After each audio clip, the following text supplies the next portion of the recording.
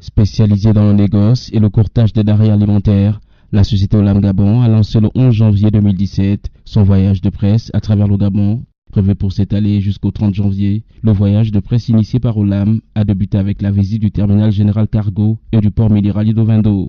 Cette visite, dont l'objectif est d'évaluer le niveau d'investissement des projets d'Olam et l'impact socio-économique créé à travers le Gabon, a permis de découvrir les deux structures réalisées par Gabon Special Economic Zone.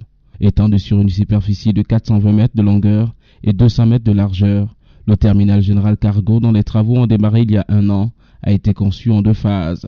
Le transportement par bagage pour une capacité annuelle de 3 millions de tonnes et le déchargement automatisé avec Roupel pour une capacité annuelle maximale de 10 millions de tonnes en phase 2, avec une estimation de plus de 600 emplois à long terme. Dans le cadre des métiers qui sont développés autour des ports, vous avez le transport, le transit, etc. Juste pour vous donner un ordre d'idée, près de 200 personnes ont été recrutées ces 2 derniers mois, juste uniquement pour les métiers connexes. Alors, je ne peux pas vous parler de l'emploi pour l'instant donc sur ce port, parce que comme vous le voyez, il est en construction, mais vous voyez que c'est très très actif. Mais quand il sera terminé, on aura besoin donc de gens pour l'opérer, donc des dockers, des travailleurs, une administration.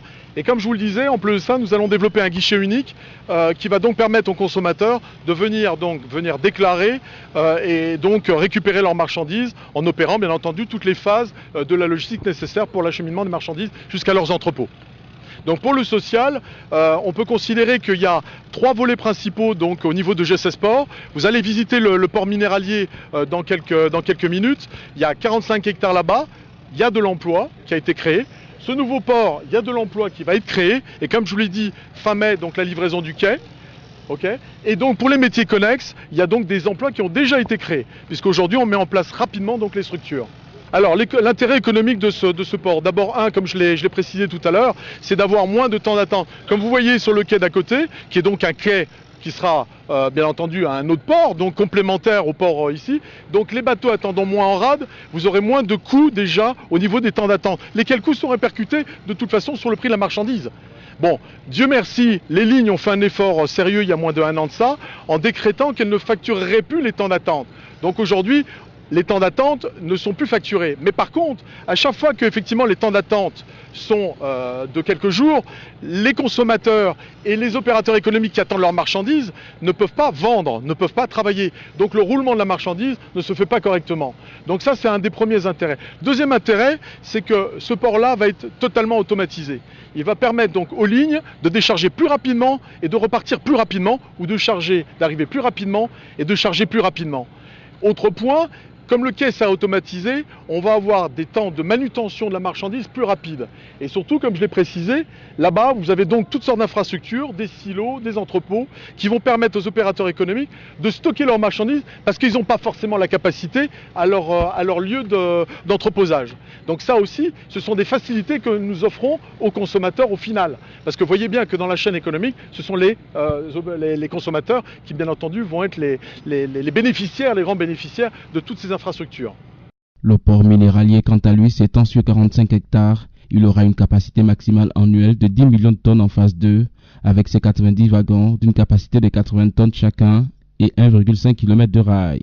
Donc ce deuxième projet en fait, du port minéralier, ça s'inscrit en fait, dans le développement du secteur minier au Gabon. On a souhaité créer un outil en fait, qui permette de décongestionner et de libérer en fait, le système d'exportation du minerai du Gabon. C'est-à-dire que les sociétés minières auparavant au Gabon avaient des problèmes pour exporter leur manganèse parce qu'il n'y avait pas d'outils pour l'exporter. Donc l'idée c'était de créer un nouveau port minéralier qui puisse être utilisé par toutes les sociétés minières du Gabon. Donc c'est un port multi-customer, multi-client, et qui leur permet justement d'exporter leur minerai plus facilement, à moindre coût, et qui rendent en fait leur exploitation beaucoup plus compétitive sur le marché international. Donc ça c'est le port qu'on a réalisé. On a commencé la construction, on a commencé les études plutôt il y a 2 ans, on a commencé la construction il y a 1 année, grosso modo, et on est rentré en opération le 1er janvier 2017, réellement. Avec une inauguration qui avait eu lieu au mois d'août, et un premier navire au 1er janvier 2017. Donc là on est déjà rendu au 2e navire, et donc avec un système d'exploitation qui est déjà bien rodé, qui commence à bien se roder, et qui fonctionne bien.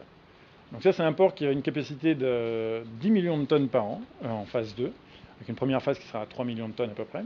où on a souhaité mécaniser en fait toute la partie exportation, donc avec un système de rails. On a construit 3 km de rails à l'intérieur du terminal.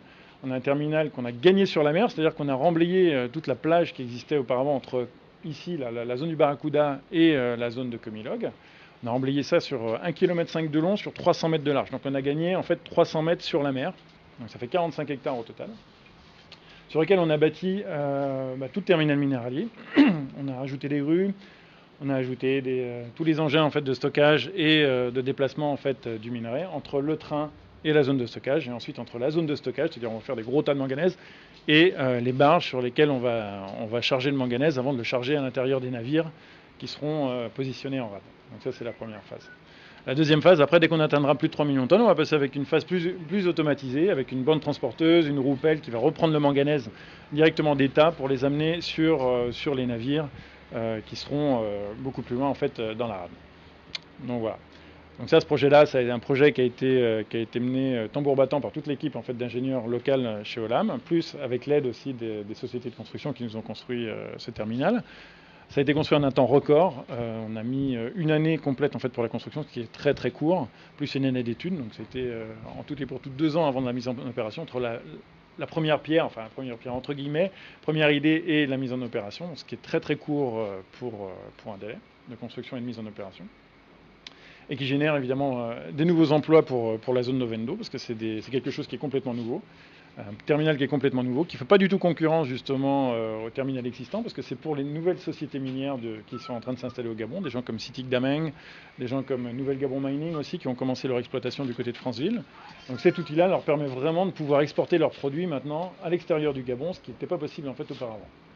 Ce voyage de presse a également conduit les communicateurs sur la zone économique à régime privilégié d'Nkok, à une trentaine de kilomètres de Libreville, où le géant singapourien s'est félicité des avancées du cluster de l'ameublement. Il s'agit d'un site industriel déployé sur 40 000 m² au centre de la ZERP pour héberger essentiellement des fabricants de meubles, aussi bien étrangers que locaux. L'espace a ainsi été conçu pour que chaque opérateur ait son propre atelier de 500 m² ou plus et puisse y développer sa production. C'est le cas de la société Goria, implantée sur le site depuis octobre 2016 et spécialisée dans l'ameublement. Johan Burger, donc je suis le responsable de l'unité de production de Goria, donc société spécialisée dans l'ameublement, donc implantée sur le site d'Nkok, sur la zone économique. Donc nous on est spécialisé, donc à terme notre production sera dédiée à la fabrication de mobilier de jardin, donc tous les aménagements extérieurs, les tables, les chaises, les jardinières, ainsi de suite. Donc nous on est implanté ici depuis le mois d'octobre, donc on est encore en cours d'installation. Donc c'est tout récent pour nous.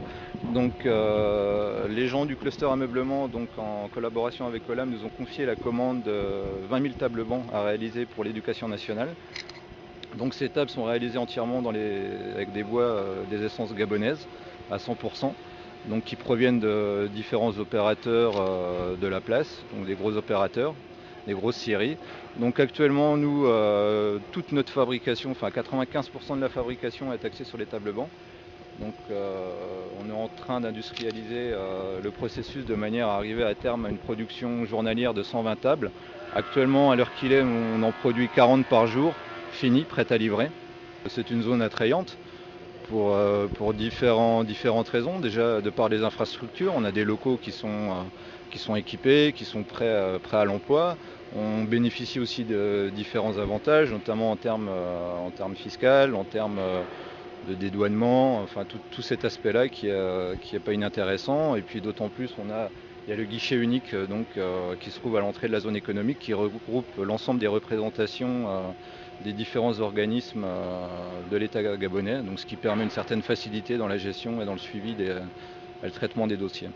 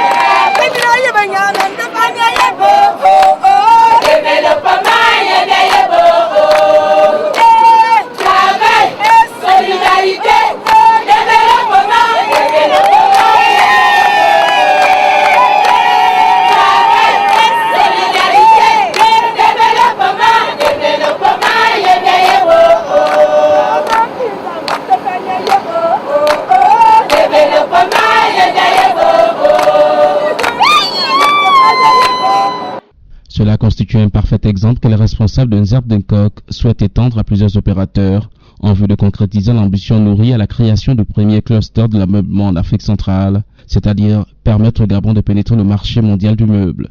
Gabriel Tougou, administrateur général de la zone économique spéciale Denkok. Dans les textes, on dit zone économique à régime privilégié. C'est parce que c'est une zone effectivement qui offre un certain nombre d'avantages fiscalo-douaniers et administratifs aux opérateurs économiques. Le but de la zone, c'est d'attirer les investisseurs au Gabon. La zone économique spéciale Denkok fait partie de la stratégie d'industrialisation du Gabon émergent, qui est intégrée dans le plan stratégique Gabon émergent. Nous avons pour vocation de créer un espace attractif à tous les investisseurs mondiaux qui peuvent venir au Gabon et dans le but de stimuler l'industrialisation et la transformation économique dans notre pays. Alors aujourd'hui la zone déjà de manière géographique, la zone Denkok est divisée en 3 sous-zones, une zone commerciale, une zone industrielle et une zone résidentielle. Donc quand vous êtes venu, vous êtes rentré par la zone commerciale. Nous sommes dans la zone commerciale et vous voyez de l'autre côté les usines qui donc sont implantées dans la zone industrielle. Et tout au fond, nous avons la zone résidentielle et puis le quai, puisque la zone a pour vocation de venir aussi d'abriter un port pour le transport des marchandises. Alors, la zone économique spéciale de Denkok compte aujourd'hui 78 opérateurs actifs, dont 22 sont en production et 23 sont en construction. Le reste ont déjà acquis des parcelles, mais n'ont pas encore démarré les travaux de construction. Et la zone industrielle aujourd'hui est déjà occupée à 87%, notamment par rapport aux chiffres que je viens de vous donner.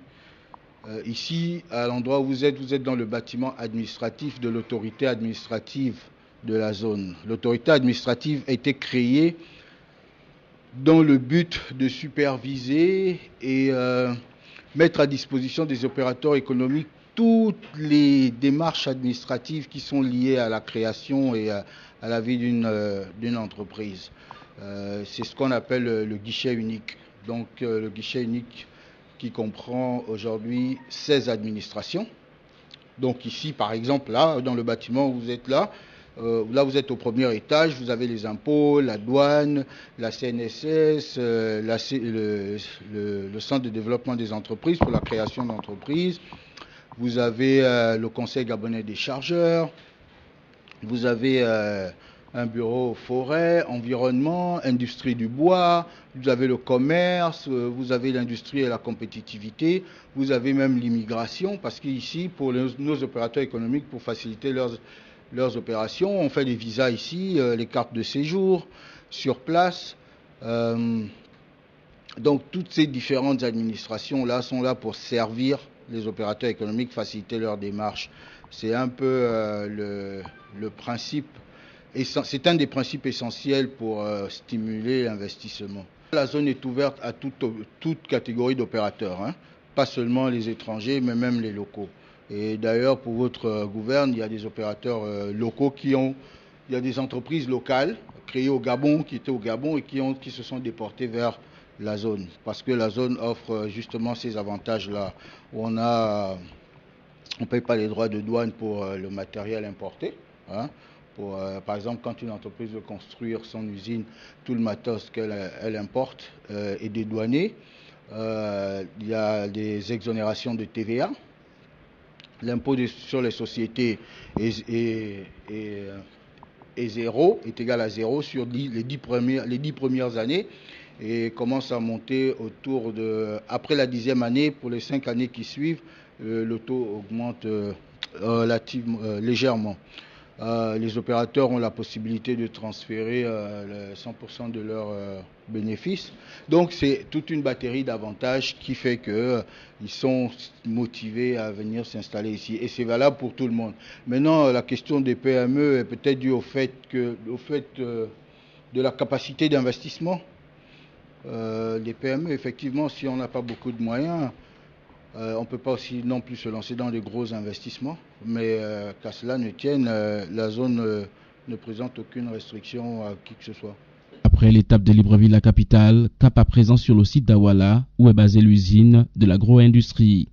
Lancée en août 2015, l'usine de transformation d'huile de palme d'Awala, à 60 km sud-est de Libreville, a constitué la fin de la tournée d'Olam sur ses sites dans la province de l'Estuaire. Le site d'Awala, au sein duquel l'usine est implantée, est une concession de 20 030 hectares, dont 6 502 hectares de palmiers à huile. Cela dit, l'objectif de la société d'ici l'horizon 2018 est de réduire de 60% le pourcentage de la main-d'œuvre extérieure au bénéfice des Gabonais. Je peux vous rassurer que nous avons comme objectif d'ici l'horizon 2018 de réduire ce pourcentage à 40%, 40% des Indonésiens pour une gabonisation de force de 60%, c'est-à-dire les forces occupées par les Indonésiens, et puis à moyen terme faire partie des Indonésiens, et puis les Gabonais vont récupérer l'outil de transformation. Concernant le volet social externe de notre plantation, nous avons mis en place certains projets issus de notre contrat social. Déjà, nous avons installé 250 lampadaires solaires sur l'ensemble de nos 7 villages impactés. Nous avons mis en place 822 kits scolaires, voilà, 822 kits scolaires au bénéfice des écoles qui sont situées dans nos villages impactés. Chaque année ou bien? Bon, le programme avait eu lieu en 2012, mais j'espère que tout sera mis en œuvre pour que le programme puisse continuer. Mais ce qui a été mis déjà en place, c'est qu'on avait commencé en 2012 avec 822 kits scolaires au bénéfice des enfants des villages impactés. Et à côté de cela, nous avons commencé à réhabiliter aussi des pompes hydrauliques qui étaient déjà défectueuses dans les villages. Il y en a combien? Nous avons commencé avec 4 pompes hydrauliques réhabilitées, voilà, dans les 7 villages. Ça, c'est des pompes qui existaient déjà. Oui, mais pour nous, ce qui concerne notre projet, notre programme, ce qui est prévu, c'est de mettre en place 9 pompes hydrauliques pour les 7 villages impactés. Combien d'écoles, combien de dispensaires? Bon, pour ce qui concerne les écoles, nous avons dans notre zone d'impact, nous avons 3 écoles. À Nsile. Non, pas construites par Olam. Je dis les écoles existantes dans notre zone d'influence. Nous en avons 3. À Nsile, à Yembokwe et Agricole. D'accord? Donc nos projets qui ont commencé déjà par la distribution des kits scolaires ont commencé avec ces écoles. D'accord? C'est la même chose avec le programme de réhabilitation d'écoles que nous avons commencé. C'est pour ces écoles-là. Là, nous avons commencé avec la réhabilitation de l'école publique d'Agricole. Nous avons construit également des logements d'enseignants, 3 logements d'enseignants, à l'école toujours d'Agricole, parce que c'est un programme qu'on a mis en place sur 2015-2019. Voilà. Donc là, nous avons commencé par le village agricole avec la réhabilitation du bâtiment principal et la construction de 3 logements d'enseignants. Pour 2016, nous avons pris un autre village, à Yemebokwe, et là, nous avons construit le dispensaire. D'accord? Nous avons construit l'édifice et nous avons remis à la disposition des autorités compétentes, dont du ministère de la Santé publique, qui s'occupera maintenant de fournir le personnel et les équipements nécessaires. À cette occasion, le coordinateur de la visite sur les sites d'Olam est satisfait du taux d'employabilité des jeunes. Nous avons constaté non seulement que l'embauche des Gabonais sur ce site est une réalité, parce que sur à peu près 1500 embauches, il y a 1200 Gabonais, ce qui est très important. Et nous avons appris de la bouche du responsable des ressources humaines que ce chiffre va évoluer parce qu'il y a un véritable transfert de technologie et de compétences entre nos amis malaisiens, indonésiens et les Gabonais. Ça se ressent très clairement au niveau de l'encadrement. Nous pensons que ça va très rapidement se ressentir dans les autres postes que les Gabonais doivent récupérer. Nous avons compris aussi que la performance technique de l'usine est avérée parce qu'avec 22,5% de taux d'huile de palme, d'extraction d'huile de palme, et 43 au niveau de l'huile d'amande, nous pensons que cette usine a des beaux jours devant elle et qu'ici, l'industrialisation a réellement commencé. Ce qui nous a beaucoup plu, c'est la place qui est accordée à l'environnement. Parce que sur les 20 000 hectares, j'ai pu comprendre que pratiquement 60%, plus de 60% a été consacré à la conservation en respectant les forêts à haute valeur de conservation, ce qui est très important pour montrer que ici on ne produit pas simplement pour le business, mais on produit aussi pour améliorer l'environnement. Donc, au regard de tout ce qui vient de se passer, il y a aussi des jeunes Gabonais qui sont entrepreneurs ici, qui sont sous-traitants, ce qui est encouragé dans les moments les plus difficiles, parce que maintenant, je crois que l'esprit d'entrepreneuriat au niveau de la jeunesse gabonaise, au niveau des Gabonais, doit se développer. Et ici, il y a déjà une expérience parce que ces Gabonais participent aux différents travaux qui se font au niveau de la plantation. Ils appuient le groupe OLAM là-dessus. Donc je voudrais solennellement remercier l'équipe ici présente parce que ça prouve que les Gabonais peuvent bien faire des choses et que le transfert de compétences, de connaissances est déjà là. Parce que tous les managers que j'ai vus ici sont des Gabonais, ils sont jeunes. Et c'est vrai qu'il n'y a pas beaucoup de femmes au niveau de l'encadrement. J'espère que prochainement, le DRH s'en souviendra, le chef du personnel, que quand je reviendrai ici, je trouverai un peu plus de femmes dans l'encadrement ici. Dans le même esprit, il a salué les efforts consentis par Olam Gabon au niveau social pour permettre aux populations de bénéficier de l'impact de l'installation de l'usine dans cette zone, notamment la construction des infrastructures sociales, à savoir panneaux solaires, dispensaires, écoles et bien d'autres. Précisons que l'usine d'Awala fait partie d'un projet agro-industriel comprenant également l'installation de près de 19 000 hectares de palmiers à huile et 2 usines de transformation à Mouila dans le sud du pays.